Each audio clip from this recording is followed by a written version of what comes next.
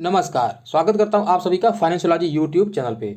दोस्तों, हमारा Indian market काफ़ी ज़्यादा महंगा है अभी और नो डाउट इसकी वजह से यहाँ पे करेक्शन होने की संभावना दिखाई दे रही है। और अगर अभी आप ध्यान दे रहे होंगे तो पिछले 1 से 2 वीक में लगातार 1 या 2 दिन के बाद थोड़ी बहुत करेक्शन मार्केट में ज़रूर आती है।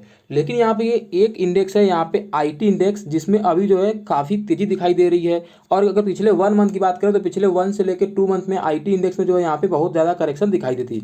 लेकिन अभी इस जो है सेक्टर में काफ़ी ज़्यादा स्ट्रेंथ वापस आ रही है और इसकी वजह से यहाँ पे जो है मैं ये वीडियो बना के आपको बताना चाह रहा था कि अगर आपने यहाँ पे अगर आईटी शेयर को लिया हुआ है तो ये बिल्कुल गलत टाइम होगा अगर आप यहाँ पे प्रॉफिट बुक करना चाहते हैं तो। क्योंकि मैं लगातार यहाँ पे जो है कुछ क्वेश्चन मेरे को लोग कमेंट कर रहे थे कि सर मैंने आईटी शेयर्स ले रखे हैं जैसे कि टीसीएस, इन्फोसिस, विप्रो या एचसीएल, तो क्या मुझे यहाँ पे प्रॉफिट बुक कर लेनी चाहिए क्योंकि शेयर अभी थोड़े बहुत ज़्यादा बढ़े हुए हैं। तो इसी वजह से जो है मैं वीडियो बना रहा हूँ यहाँ पे एक आपको जो है अलर्ट करने के लिए कि अगर आपने आईटी शेयर्स ले रखे हैं, स्पेशली इन्फोसिस, टीसीएस, विप्रो या एचसीएल, इन चारों में से कोई भी, तो ये एक सही समय नहीं है प्रॉफिट बुक करने का। यहाँ पे आपको जो है स्ट्रिक्टली होल्ड करना है क्योंकि यहाँ पे जो है स्ट्रेंथ काफ़ी ज़्यादा दिखाई दे रहा है और ये रैली फर्दर आगे भी हो सकती है। देखिए, भले ही ओवरऑल मार्केट में करेक्शन हो सकता है लेकिन निफ्टी आईटी में रैली और ज़्यादा दिखाई दे सकती है। और आगे चल के इन चारों शेयर्स के बारे में हम थोड़ा सा डिस्कशन करेंगे और मैं आपको टारगेट प्राइस भी बताऊंगा कि वो क्या एक्सपेक्टेड प्राइसेज हैं जो है आप यहाँ पे एक्सपेक्ट कर सकते हो, स्पेशली इन चारों शेयर्स में। स्टार्टिंग करेंगे आज के मार्केट से। अगर ओवरऑल मार्केट देखिए तो निफ्टी 8 जो है रेड में था और उसके साथ साथ निफ्टी 50 देखिए रेड में है। उसके साथ निफ्टी बैंक में भी लगभग 1% की करेक्शन है। यहाँ पे बीएससी में भी जो है, सेंसेक्स में भी जो है यहाँ पे करेक्शन दिखाई दी थी। लेकिन निफ्टी ऑटो जो है थोड़ा सा ग्रीन था और वही अगर निफ्टी आईटी देखिए तो 1.25% से यहाँ पे जो है ग्रीन था। तो निफ्टी आईटी में काफ़ी ज़्यादा यहाँ पे रैली दिखाई दी, भले ही जो है ओवर मार्केट काफ़ी ज़्यादा कमजोर था ओवरऑल मार्केट। अगर निफ्टी आईटी में पर्टिकुलरली बात करें कौन कौन सा स्टॉक जो है कितना तेजी से गया था, तो स्पेशली अगर मिड कैप स्टॉक की बात करें तो यहाँ पे देखिए एम्फेसिस लगभग 6% के आसपास तेज था। उसके बाद कोफोर्ज लगभग 5.5% के आसपास तेज था। माइंट्री 4.28%। वहीं HCL Tech large cap company लगभग 1.5% के आसपास। उसका टीसीएस भी काफ़ी ज़्यादा तेजी थी 1.30%। नौकरी में लगभग 1.14। इन्फोसिस में 0.80 और लार्सन टिब्रो एंड इन्फोटेक में 0.74। वहीं अगर विप्रो की बात करें तो इसमें भी जो है 0.74% की तेजी दिखाई दी थी। तो जो मिड कैप स्टॉक्स है उसमें काफ़ी ज़्यादा तेजी थी और जो लार्ज कैप स्टॉक हैं जैसे कि इन्फोसिस, टीसीएस वगैरह, वहाँ भी तेजी दिखाई दे रही थी। तो क्या ये सही टाइम है प्रॉफिट बुकिंग करने का? चलिए थोड़ा सा उसके बारे में डिस्कशन करते हैं। स्टार्ट करेंगे सबसे पहले यहाँ पे टीसीएस से। पिछले 1 मंथ से या इवन कह लीजिए पिछले 2 मंथ से टीसीएस से जो है लगातार यहाँ पे गिरावट दिखाई दे रही थी। शेयर लगभग 3400 के ऊपर जो है अपना शेयर ने जो है 3400 के आसपास शेयर ने जो है अपना ऑल टाइम हाई बना था। उसके बाद से शेयर में जो है लगातार गिरावट दिखाई दे रही थी। लेकिन अभी शेयर में जो है काफ़ी ज़्यादा स्ट्रेंथ दिखाई दे रहा है। पिछले 2-3 दिन से लगभग शेयर जो है ग्रीन में ही ट्रेड कर रहा है और शेयर जो है ऊपर ही ट्रेड कर रहा है। और अगर यहाँ पे मैं इसकी डिलीवरी की बात करूँ तो डिलीवरी भी काफ़ी अच्छी खासी उठाई गई है। आज लगभग 50% के आसपास की डिलीवरी उठाई गई है। और अगर अभी आप मेरे वीडियो रेगुलर फॉलो करते होंगे तो मैंने स्टार्टिंग में ही एक वीडियो बनाया था कुछ दिन पहले, जब ये शेयर लगभग 2900 के आस नीचे आया था तो मैंने आपको एक लेवल बोला था 2888 पे, इस पर बाइंग करने के लिए। शेयर ने यहाँ पे जाकर सपोर्ट भी लिया था और बहुत सारे मेरे जो सब्सक्राइबर उन्होंने बाइंग भी करी थी। और उस टाइम पे डिलीवरी देखी जाए तो लगभग 55 से 60% के आसपास की डिलीवरी यहाँ पे उठाई जा रही थी।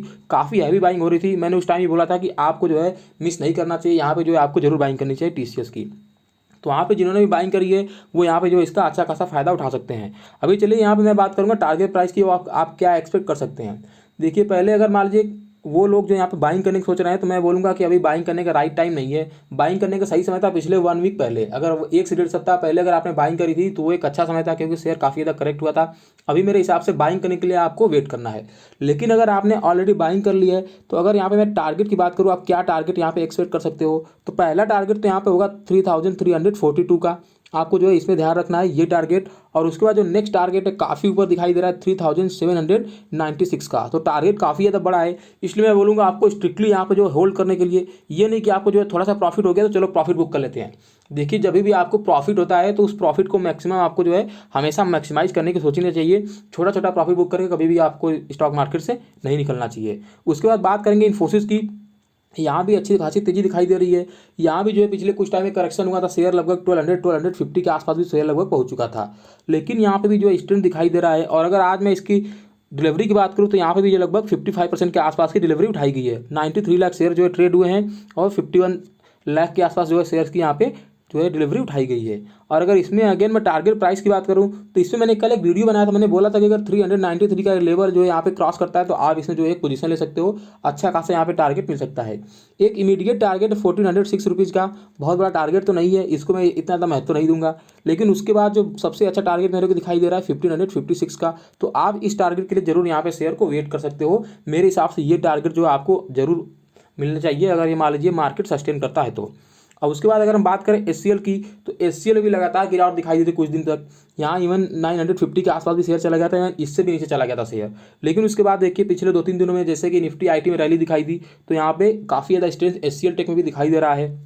और डिलीवरी भी काफ़ी अच्छी खासी उठाई जा रही है। यहाँ पे लगभग 81 लाख के आसपास शेयर ट्रेड हुए हैं, 36,57,000 जो है शेयर की डिलीवरी हुई है, और परसेंटेज वाइज लगभग 45% शेयर की डिलीवरी यहाँ पे उठाई गई है। और अगर मैं इसमें टारगेट की बात करूँ एचसीएल टेक में, आपका जो है क्या टारगेट एक्सपेक्ट कर सकते हो, तो पहला टारगेट इसमें होगा जो है 1068 रुपीज़ का। तो अगर आपने बाइंग करी है तो पहला ये टारगेट आप एक्सपेक्ट कर सकते हो। उसके बाद नेक्स्ट टारगेट है 1229 का। अभी देखिए ये दोनों टारगेट बताने का मतलब क्या है मेरा, अभी मान लीजिए आपने हाल फिलहाल में 950 या 960 के आसपास मान लीजिए आपने बाइंग करी है, तो जो पहला टारगेट है 168 का, आप मान लीजिए इतना ज़्यादा रिस्क नहीं लेना चाहते हैं, तो जैसे ये टारगेट आपको मिलता है, आप चाहे तो 50% यहाँ पे प्रॉफिट बुक कर सकते हो अगर आप एक लॉन्ग टर्म इन्वेस्टर्स नहीं हो। अगर आप एक लॉन्ग टर्म इन्वेस्टर्स हो तब तो ये प्रॉफिट बुक करने वाली बात ही नहीं है, आपको बिल्कुल देखना ही नहीं है। लेकिन मैं उनके लिए बोल रहा हूँ जो एक पोजिशनल ट्रेडर है, जो 1 महीने 2 महीने या इवन 3 से 4 महीने के लिए यहाँ पे बाइंग करते हैं, ये उनके लिए बोल रहा हूँ मैं। और उसके अलावा जो सेकंड टारगेट है 1229 का, आप वहाँ पर चल के जो है अपना बाकी का 50% प्रॉफिट बुक कर सकते हो। ध्यान रहे ये लॉन्ग टर्म इन्वेस्टर्स के लिए नहीं है। लॉन्ग टर्म अगर इन्वेस्टर्स हैं आप, तो आपको स्ट्रिक्टली होल्ड करना है इन चारों ही शेयर्स को, चाहे वो इन्फोसिस हो, चाहे वो टीसीएस हो, चाहे विप्रो, चाहे एचसीएल हो। ये जो मैं टारगेट की बात कर रहा हूँ ये लॉन्ग टर्म इन्वेस्टमेंट के लिए नहीं है। उसके बाद अगर मैं विप्रो की बात करूं तो यहाँ पे भी जो है काफ़ी ज़्यादा वीकनेस थी, लेकिन फिर भी यहाँ पे शेयर में जो है स्ट्रेंथ वापस आ रही है। और अगर इसमें डिलीवरी की बात करें तो आज डिलीवरी काफ़ी अच्छी खासी उठाई गई है। ट्रेडिंग क्वांटिटी अगर देखेंगे तो 1,06,73,000 जो है शेयर ट्रेड हुए हैं। डिलीवरी उठाई गई है लगभग 37 लाख की, और डिलीवरी परसेंटेज है 35% के आसपास, तो काफ़ी अच्छी खासी डिलीवरी उठाई गई है। 35% ऑफ 1,06,00,000, तो काफ़ी अच्छी क्वांटिटी है ये। और यहाँ पे अगर मैं टारगेट प्राइस की बात करूँ तो अब देखिए टारगेट प्राइस पहला होगा आपका 468 का, और उसके बाद नेक्स्ट टारगेट होगा आपका 526 का। तो यहाँ भी आपको सेम करना है। अगर आप एक पोजिशनल ट्रेडर हैं तो इस लेवल पे आपको जो है 40% या इवन 50% प्रॉफिट बुक कर लेना है, और उसके बाद जो है नेक्स्ट आपका 50% प्रॉफिट आपको जो है यहाँ पे बुक करना है। अब जैसे मैं अपना बताऊँ, मैं एक लॉन्ग टर्म इन्वेस्टर्स हूँ, तो मैं यहाँ पे किसी भी शेयर में प्रॉफिट बुक नहीं करूँगा। ये मैं उनके लिए बता रहा हूँ जिन्होंने यहाँ पे जो है पोजिशनल ट्रेड लिया था, और वो उन्होंने जो है मुझे कमेंट करके पूछा था कि सर अभी मुझे क्या करना चाहिए, इसमें जो है प्रॉफिट बुक करना चाहिए या नहीं करना चाहिए। तो वीडियो स्ट्रिक्टली उनके लिए है। ध्यान रहिएगा कि ये अगर जो ट्रेडिंग वाली साइकोलॉजी होती है ये आपके अंदर ऐसे ही नहीं डेवलप हो जानी चाहिए। अगर आप एक इन्वेस्टर्स हैं तो आपको ज़्यादा लालच में नहीं आना चाहिए कि अरे यार ये प्रॉफिट बुक करने की बात हो रही है, इसका मतलब ये हो सकता है कि शेयर आगे चल के गिर सकता है, इसी वजह से जो है यहाँ पे लोग प्रॉफिट बुक करने की बात कर रहे हैं, तो चलिए मैं भी प्रॉफिट बुक कर लेता हूँ। नहीं, ऐसा आपके साथ बिल्कुल नहीं होना चाहिए। अगर आप एक लॉन्ग टर्म इन्वेस्टर्स हो तो आपकी साइकोलॉजी बिल्कुल लॉन्ग टर्म वाली ही होनी चाहिए। ये छोटे मोटे किसी के वीडियो देख के या किसी की सलाह देख के ऐसे ही आपको प्रॉफिट बुक करनी नहीं चाहिए दोस्तों। स्ट्रिक्टली जैसे मैं बोल रहा हूँ, मैं खुद यहाँ पे प्रॉफिट बुक नहीं कर रहा हूँ। और जैसे कल मैंने बात किया था कि अगर 1393 के ऊपर अगर मान लीजिए इन्फोसिस जाता है तो मैं वहाँ पे बाइंग कर सकता हूँ। और अगर मैंने मान लीजिए अगर मैंने 1393 पे बाइंग करी तो यहाँ पे मैं प्रॉफिट बुक नहीं करूँगा। अगर मान लीजिए यहीं पे जाने के बाद शेयर अगर 1500 के आसपास पहुँच गया तो मैं प्रॉफिट नहीं बुक करूँगा। नहीं, ये मेरे लिए नहीं है, ये उनके लिए जो उन्होंने एक पोजिशनल ट्रेड लिया था। लेकिन यहाँ पे मैं एक long term investment as a buy कर रहा हूँ, तो मैं यहाँ पे जो है स्ट्रिक्टली यहाँ पे प्रॉफिट बुक नहीं करूँगा, मैं इसको जो है होल्ड करूँगा। तो आई होप कि एनालिसिस आपको पसंद आया होगा, और आप मुझे कमेंट करके बताइए कि आप जो इन चारों में से आपने कौन सा शेयर लिया है जो है, और आपने किस प्राइस पे लिया है, और आप जो है प्रॉफिट बुक करने के लिए सोच रहे हैं या नहीं सोच रहे हैं, या अगर आप जो है इसको लॉन्ग टर्म के लिए रखना चाहते हैं। तो यही वीडियो स्टॉप करेंगे। वीडियो देखने के लिए बहुत बहुत धन्यवाद। आपका दिन शुभ रहे। जय हिंद।